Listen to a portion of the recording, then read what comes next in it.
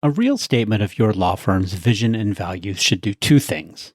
Most days it pulls people together, the right hires, the right clients, the right work. But some days it stops you from doing something you think you really want to do because it makes you realize that thing isn't actually right for the business and the team that you've built. Of course, most firms only want the first one, and that's exactly why they have some SEO-friendly mission statement that sits on their website but has never actually influenced a single decision the firm has made. But the smart firms have the other kind, an articulation of their purpose and values that is as much about turning away the wrong things as it is about attracting the right ones. My guest today, Jim Boatman, has built that kind, and he's going to share why he did it, how it got done, and the unexpected impacts it's had on his team and on himself. You're listening to the Agile Attorney Podcast powered by Greenline. I'm John Grant, and it is my mission to help legal professionals of all kinds build practices that are profitable, sustainable, and scalable for themselves and the communities they serve. Ready to become a more agile attorney? Let's go. Hey there, a quick note. Strategic planning season is rapidly approaching, and whether you're looking at a delivery team workshop, a lawyer or partner offsite, or a firm-wide retreat, having the right facilitator in the room can make the difference between good intentions and real progress. Of course, every facilitator says that, and for good reason, but I'll go a step further. You'll leave my sessions with an experiment for improving your law practice already running, not just a plan to try something. I value progress and action, and you'll be amazed at how much we can accomplish in a day or two. I'm currently booking my facilitation services for the fall and winter months. If you want your next planning session to actually stick, I'd love to have a conversation with you about what that could look like for you and your team. To learn more, visit my website, agileattorney.com, or just shoot me an email at john.grant@agileattorney.com to ask questions or set up a time to talk. So here's the thing about mission, vision, values. They exist in a law practice whether anyone writes them down or not. And most firms just have never gotten around to fully articulating theirs. But there's a problem if you've never written yours down. When a hard decision comes up, it winds up being a judgment call. Maybe someone does a careful evaluation and everyone is aligned. Or maybe someone who worked late last night and skipped breakfast shoots from the hip with an answer that feels right to them in the moment, but everyone else gives it the side eye. So my guest today has put a lot of work into his firm's purpose statement, and as you'll hear, he thinks the ROI has been well worth it. Jim Boatman is a litigator in Florida, about 30 years into practice, and his firm has a document they call the blueprint. It started out as one kind of thing and evolved into something closer to the firm's operating logic, the thing they reach for when there's a close call to make. Hey, Jim, good to see you. Good to see you. I'm excited to have this conversation. So, as you and I have talked about, the reason I wanted to have you on, right? We first spoke, I don't know, what was it, 5 or 6 months ago? And context is irrelevant, but one of the things you shared with me is that you've got this pretty robust document in your firm that you call your blueprint document. And I'd love you for just to explain what it is and then talk a little bit about what it does for you and your team in terms of having this thing in your law firm. Sure. And thank you for having me on. Really honored that you would ask. And I love the content that you provide as a practitioner for almost 30 years. It's so fresh and it's so helpful. The concept of the blueprint, let me just warn you that the whole God thing is going to come up a few times because I happen to be a Christian. Okay. And I'm one of these nutty people that actually believes that like God tells me things. And so if I use that vernacular and some listener doesn't buy into that, everybody has a muse of some sort. It's either their own intellect or whatever they want to ascribe information gathering to that isn't reading, that sometimes you just have a great idea. But I'm going to ascribe the source of good information, I think, accurately from my frame of reference. So in any event, we as a law firm had a lot that we were doing very well. And from a system standpoint and marketing, et cetera, but we were really having a difficult time recruiting. Not that we couldn't compete with the best of them vis-a-vis the firms that were our size and in the marketplace compensation-wise. But it was really just getting the word out about what we're trying to do because we do seek to run a law firm differently. And so I figured, well, now how can we do this? And I feel like the Holy Spirit gave me this idea about developing a document that would essentially be transparent look into the DNA of our firm. Everything from the history of the firm, how we split up a dollar bill among folks, what the partnership track is, what our values are, and then have a document that we could share so that potential candidates or anyone else, if they ever want to know what made Boatman Ritchie tick, they would have the document. So it kind of came as a recruiting tool, if you will. Well, and there's so many things that I can respond to just there. Number one, the God thing, to your point, right? Everyone's got inspiration from somewhere. And I happen to think, and you and I talked about this, right? I was a religion minor in college. I think of myself as sort of this. I joke that I'm a fundamentalist agnostic because I find so much beauty and truth in so many different religions that I fundamentally don't think I could pick one. So, and that's just where I come from, and different people get different ideas. But I also love this idea, the original context being recruiting, among other things. I'm a deadhead, right? And so there's a great line from one of the Grateful Dead songs. It's the bus came by and I got on, and that's where it all began. And this is it. Like, this is you kind of describing your bus, right? If you get this document in front of somebody and they look at it and they're like, yeah, man, this seems pretty cool. I want to be a part of this. That's great for you. If they read through it and say, you know what, this doesn't really jive with me, that's a great answer too. You've really nailed something there because that was precisely the idea. If this document resonates with someone, well, then there's a decent chance that they will come aboard. And if they like who we say we're trying to be and they come aboard, well, then they'll be inertia that helps us manifest that, right? Because they're going to hold us accountable to what we said we were. It's like, hey, well, you gave me this document. You said you were X, Y, and Z. Like, what's this all about? So, and that's actually what has occurred. No sooner did we create this and finalize it and publish it, we don't have recruiting anymore. We have constant inquiries about people wanting to come and work for us. And I could show you the KPIs on it. It's been really, really amazing. And so who knows how many people have looked at this document and said, yeah, I don't want to work for some quote unquote Christian firm, whatever that even means, which is totally cool. But it has helped in that regard. That's a good point on your part. Well, and the other thing you just said, and it hadn't even occurred to me, but the accountability piece of it. I mean, that's really interesting. I would venture, and tell me if I'm right, but it's probably not the parts of the document that have to do with pay package or this or that. It probably is those upfront, the first couple of pages that talk about your vision, your values, why you do what you do. I'm going to guess that's probably what resonates with people the most, and also is the thing that they most want to have accountability partnership around, right? You holding them accountable and them holding you accountable.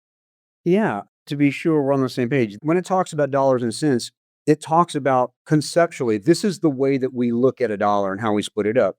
And one of the things that we do early on in this document is we define essentially, we try to give them a sense of the psyche, of the culture we're trying to create. And with regard to the Christian nature of the firm, for instance, the Christianness of the firm is actually in the corporate documents that found the firm.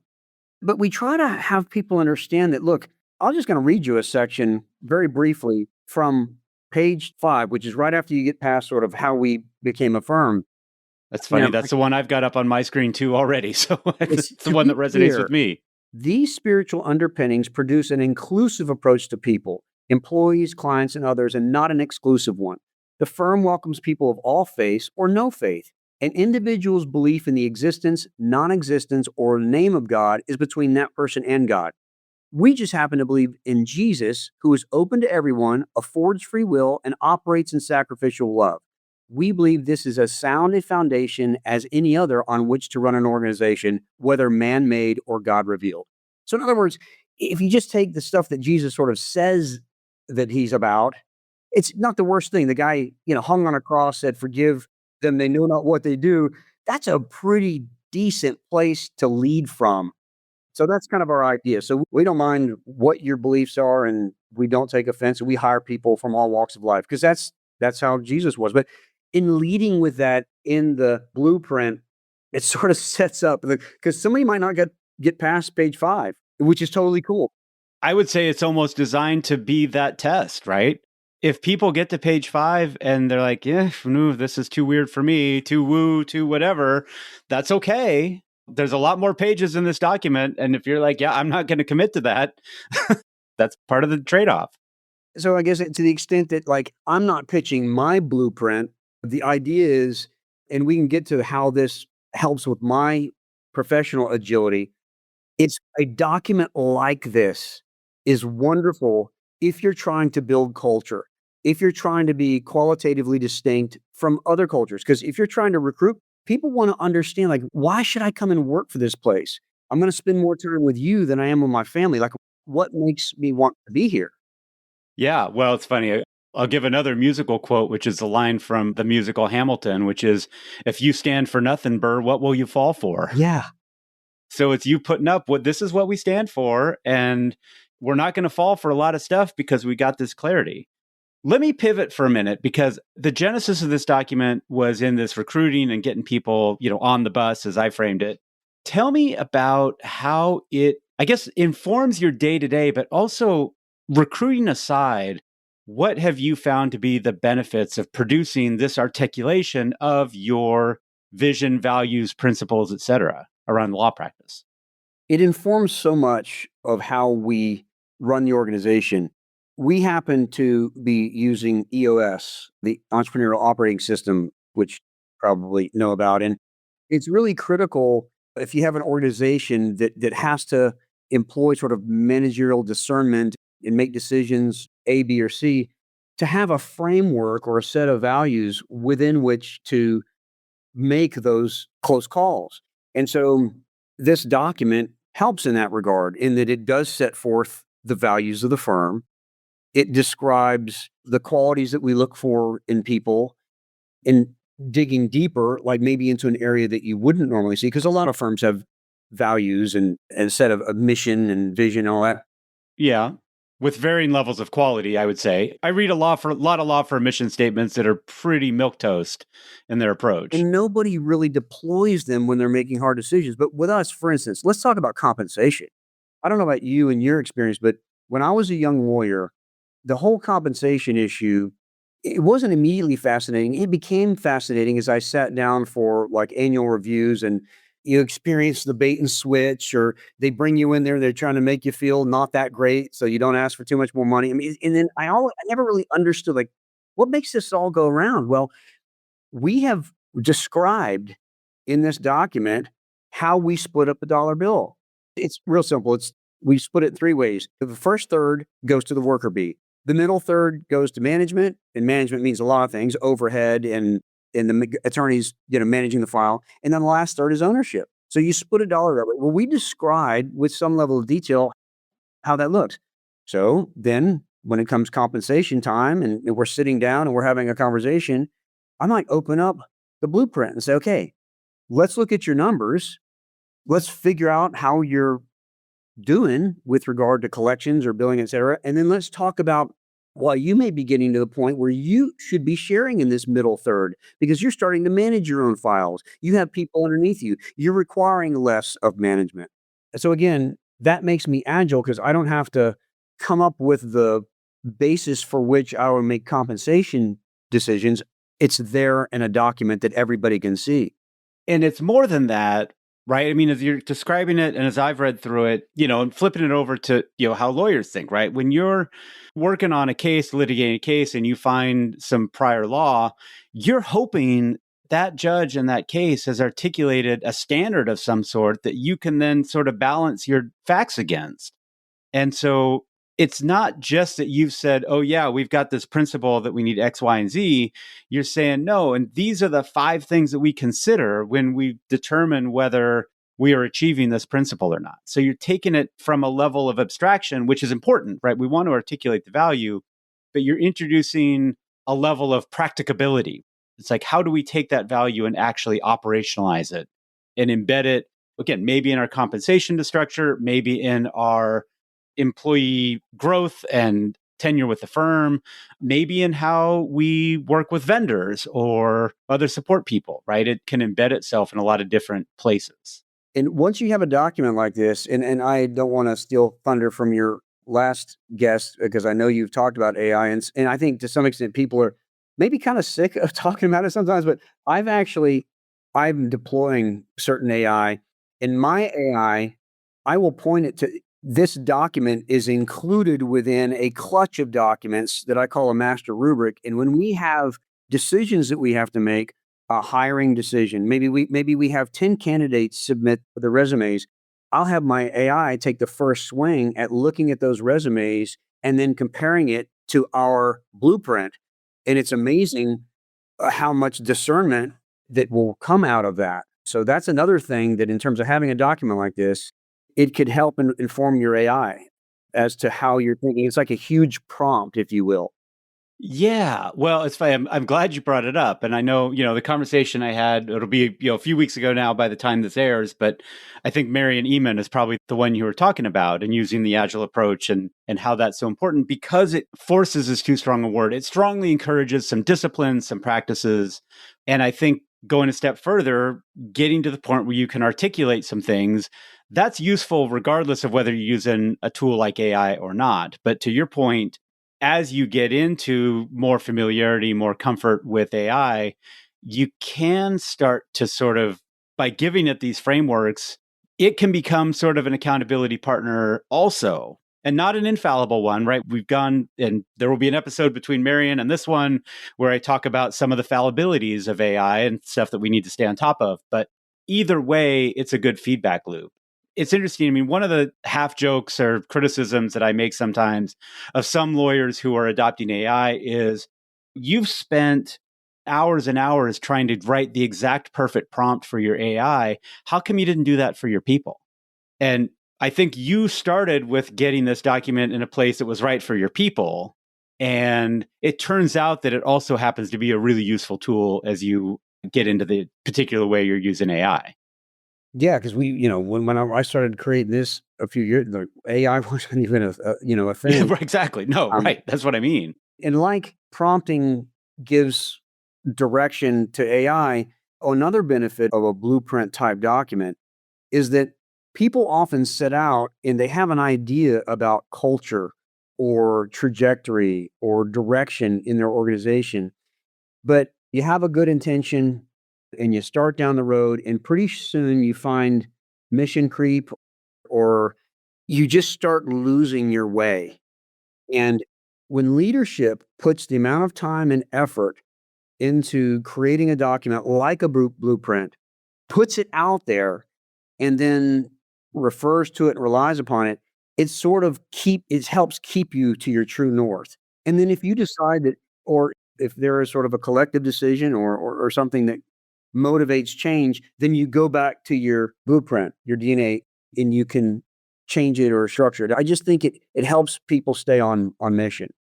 Yeah. Well, okay. So there's a few things I want to reference. I mean, one of them, the last thing that you just said, I think is so important because that scope creep or mission creep is so easy to have happen in a law practice. And I think in part because of the natural curiosity and even, one of the benefits of being a lawyer in a lot of practices is we get to learn new stuff and it's fun. We like learning new stuff. Oh, this client has this super weird problem and it's going to have to cause me to go learn this other area of law.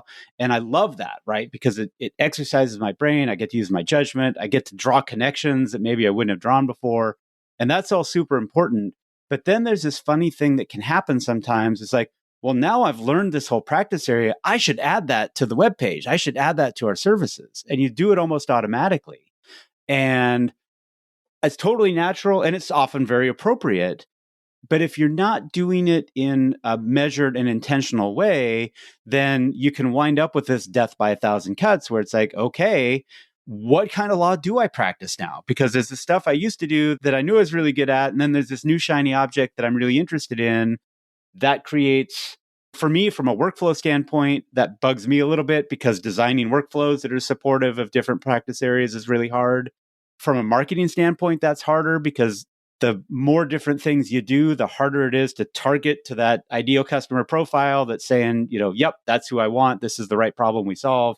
And so I'm rambling a little bit, but I think the blueprint that you have, you're not going to update it just because you learned a new piece of information on a Thursday. You're going to sit down with your partners. You're going to be intentional about, is it time to make a change here that we need to incorporate? That's right. And you've actually just given me an idea for a new section of the blueprint, because we don't have a section that sort of plants a flag in the ground about who we are, and it is like what we do. I don't have that in there, interestingly, because quite frankly, I have suffered from the shiny thing syndrome a couple of times. Opened a title company because how hard can it be? Title is six figures later and 3 years of really struggling and wasting resources. I don't have a title company where, we try to bring in transactional partner, but we have decided, and it hasn't been blueprinted, we are a litigation boutique. That's what we do. We crush litigation. We like it. It has a certain rhythm to it. We're all litigators, and that's what we are. And so you've actually just inspired me. I really feel like I want to put a section in here about this is who we are. So if you're a young person and you want to come learn about transactional law, we're not going to be where you want to come. I think I'm excellent. No, that's why I love having these conversations. Yeah, it sparks ideas for all of us. So tell me a little more then. You've just done this big update. And I think part of the genesis of the update had to do with incorporating some of your values around AI, because I think I saw your old version and I've seen your new version. And I don't remember the old version talking about AI. It's probably because it didn't really exist at the time.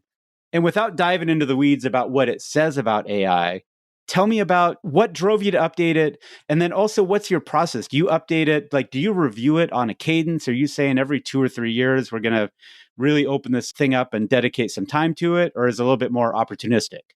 With regard to the cadence, I would say, well, first of all, in our firm organization, I'm the visionary. For those who are not used to the EOS parlance, it doesn't mean that I sit on a mountain and meditate. The visionaries, you're just kind of the top of the chain who casting visions there. So I've been the one, this is kind of my baby, if you will. It's not that I then now superimpose it, because I'll develop an idea, I'll talk to my leadership, and we'll build it out. So the cadence has been sporadic. Sometimes I'll have inspiration, but it'll just take me a long time to get to the actual section built out. So, but specifically with regard to the AI piece of it, and the reason we wove that in is we do an annual vision meeting. And sometimes the annual vision meeting, that's kind of it's like if I've had ideas throughout the year, I definitely want to bring forth the latest iteration at the vision meeting, because if I've been inspired by whatever source to create this new thing, then we should probably talk about it. Like a year ago, I came up with the idea, or we deployed sabbaticals. Separate and aside from PTO, which we have a defined amount, we give everybody in our firm 4 days of sabbatical. And sabbatical, I describe why we do this, the whole concept, et cetera, in the document. But you'd want to be able to talk about that. That's a perfectly wonderful thing to talk about, at a vision meeting. Well, and just to put a quick coda on it, a very Old Testament concept, right? I mean, it's literally, even though it's something that is part of society, overall, that is genuinely from the Old Testament of the Bible, right? Genuinely they're from. And the beautiful thing is, man, when you deploy it in this modern world and you just go and you disconnect, I'm talking disconnect. You're not allowed to add it to a 3-day weekend. You can't do that. We're not going to pay you for that. But anyway, so it is a wonderful, wonderful thing. But getting back to the AI and why we deployed that, our motto, and this has been the motto since I opened the firm, it was just me and a laptop 20-something years ago, is truth guided and relationship driven. So the AI issue really facilitates this relationship driven element, or at least a piece of it. Because the way we are deploying AI, at least that I'm going to talk about for this purpose, is we use it to facilitate a regular communication among and between our team members and to our client. We have a rubric, we have a way of doing business that I've developed from soup to nuts, from the time somebody calls in to have a potential consult through the closure of the file. We have a way that we want to interact and communicate with people. Well, AI helps us meet the standard. So that was the overlay. We explain how it is that we're deploying AI to cause us to meet our own previously stated standard in a way that is better than we've been able to do it in the past. Because AI never sleeps and it looks at every email and it sees things and say, hey, you said you were going to do this. And pursuant to your rubric, within 5 days of your initial consultation, you're supposed to have a team meeting, but we don't see that in play. Or you're supposed to have a strategy later to a client, but all of that is going to serve the client. That's one of the elements that we wove into the DNA of the firm through the blueprint so that people can understand. I'm going to very briefly respond to your use of AI because I love it for two reasons, right? One is it's a form of accountability partnership, which is, we've talked about a couple times already. But the other is it's a feedback loop because if you find that the blueprint says or the rubric says we should be having this meeting within 5 days of this and we're consistently missing it, that's an important signal too, because we need to be able to say, okay, maybe we were overly optimistic. Maybe we're having some issues where we're not prioritizing this highly enough. Maybe there's something else, but at least it gives us a reason. And because the AI is giving you that feedback loop, and to your point, as long as it's plugged into an energy source, which is its own set of controversies, but that aside, it doesn't get tired. It doesn't get hangry. It doesn't waver. And for the most part, it seems to do it in a mostly non-judgmental way. I want to come back a little bit to something in part of your genesis, and it's something that came to mind that I didn't quite hit on. And you tell me if this is true, but articulating the values and actually setting the goal of saying, okay, I'm going to take these things that are floating around in my skull and try to commit them to paper, right? Or at least put them in a format that other people can see. That in and of itself helps sharpen your own thinking, I bet. Yeah. First of all, it's closing a loop because, especially for a visionary, if you have these concepts, you're not supposed to keep them in your head. They don't do anybody any good. And so, just getting them out and onto paper, having other people read them yourself, et cetera, it's extremely helpful. And it starts maybe as a seed crystal, but then ultimately, if it can develop into something that is kind of a guidepost and helps you develop a true north for your organization, it's really critical. But that's one thing I've just found over the last year and a half of I'm constantly trying to be open to new things that will help me. But the idea of getting open loops out of my head. There's some really good books out there on that, and I'm sure you probably read them all. But there are lots of open loops in this blueprint that now have manifested really amazing upside. I am a big believer in that. And I think part of what I'm hearing is that it's no longer a Jim document, right? It is a firm document because the firm has engaged with it. They have given feedback about it. They've probably suggested any number of tweaks or maybe outright revisions like, hey, this thing that you thought you said, I don't think that's us. You need to say it this way, right? Or I would say it this way. And maybe someone else says, oh, I would say it this way. But whatever it is, through that conversation, you come to some consensus. And then all of a sudden you've got something that isn't, oh yeah, Jim says this is how we have to be. It's no, the firm really reflects these things. I have two wonderful equity partners who are extremely different in their own rights from one another and from me. And we really have a wonderful synergy. And so, yes, absolutely. This is a document that has developed out of consensus. I don't personally believe that leadership by consensus is always healthy, but it certainly is healthy in visioning and in manifesting forward thought, especially when you're including young guys who are going to be here running this ship after I'm not running it anymore. You better include those guys. Well, and I've got a whole riff that I've done, and I forget which episode, I'll put it in the show notes, but about law firm policies. And I talk about the same thing. There may be one or two people that knows what the policy should be and why we should have it, but them casting it down from on high isn't necessarily going to be enough to get the rest of the team to internalize and follow the policy. And a lot of what I talk about is, number one, your policies should always have why statements in them because the why is more important than the what or the how. Number two, the reason to have a policy isn't because you expect that someone is going to follow it to the letter time after time. You hope that's true, but you can't reasonably expect that's true. But what a well-written policy does is make it so that when people trip and they fall, they at least fall in the right direction. Yeah. if they trip and fall. And then from a leadership standpoint, you have to address what happened in the fall. If you have a policy, the policy sort of defines it and it helps guide how to pick the person up as well. So that's good stuff. Well, so what would your advice be? Think back to yourself 10, 15 years ago. You're still sort of building this practice. It's beyond just you and a laptop, but it's not the fully fledged, although I know you have plans to be even more fully fledged as well, because that's in your blueprint. Part of your growth plans is in there. But for someone that's maybe a little earlier in their journey, they've started building a team, they've had some success in their practice area, but they're maybe feeling a little bit at sea, they feel a little bit rudderless, directionless, whatever. What would your advice be to that law firm owner, managing partner, practice group lead, you name it, to begin this process of getting something blueprint like out into the world?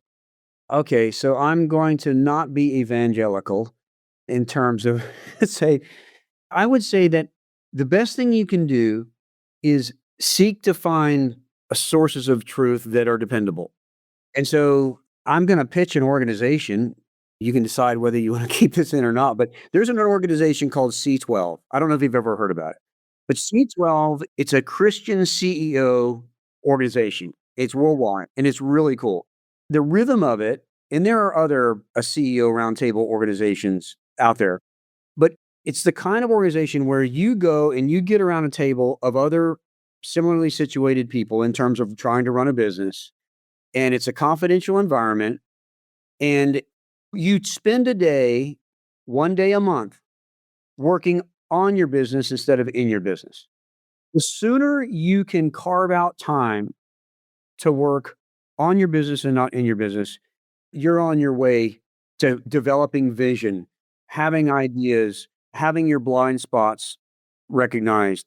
That's the main thing, because there's all different sorts of folks out there running business. There's technicians, there's visionaries, there's all different folks, and each one of us has our own strength. And the sooner you can have other people sort of speak into what you have going on to help you with blind spots, the quicker you will advance and achieve your manifest destiny, if you will, whatever the highest and best ends are that you want to achieve. All right. I love that. I'm going to wrap it up there. Let me summarize, because here are the two things I pull out of that, which is number one, you got to make the time. You've got finite capacity. We could always work more. We could always do, one more round of revisions on the memo or the document, whatever. We've got to be able to say, nope, we are dedicating a day a month, half a day every couple weeks, maybe more, maybe less, but whatever it is, you've got to carve out and protect that time to do the bigger picture work. Number two, don't try to do it alone. And I think there's maybe two contexts of that. One's the one you mentioned, which is find some peers, find people that you trust, that resonate with you, that you can learn from, or that you can just have good conversations with. And then maybe the other part of don't do it alone is the one I talked about already, which is don't feel like you've got to produce a complete finished document before you start bouncing around with your team and your colleagues and your partners and everyone else, right? This is something that really should be, it benefits from feedback, right? Closing those open loops, as you talked about. Yeah, we launch things all the time that are unfinished. And having read the book about Elon Musk and Steve Jobs, there was a lot of you launch something and then you sort of engineer it as you go. Because if you wait until it's perfect, first of all, you've missed engineering opportunities in its failures or in its observations or critiques. And so those are all good recommendations for getting a blueprint started. Great. Well, Jim, thank you so much for joining me and for talking about your blueprint, your process, your firm. It's been really great. I hope to have you back sometime. I really appreciate it. It's been fun. All right, that's it for this week. Thank you again to Jim Boatman for joining me and for being so open about how his firm works. If you found today's episode useful, please share it with a colleague or a friend who you think would benefit from a more agile approach to their legal practice. Maybe especially one who's got a mission statement sitting on their website that nobody's read since it went live. And then if you have any questions about the things Jim and I discussed or a topic you'd like to hear me address on the podcast, please shoot me an email at john.grant@greenline.legal. If you haven't already, please take a moment to rate or review the show in Apple Podcasts or Spotify or on YouTube. It genuinely helps other people find this material. As always, this podcast gets production support from the fantastic team at Digital Freedom Productions, and our theme music is Hello by Lunara. Thanks for listening, and I will catch you again next time.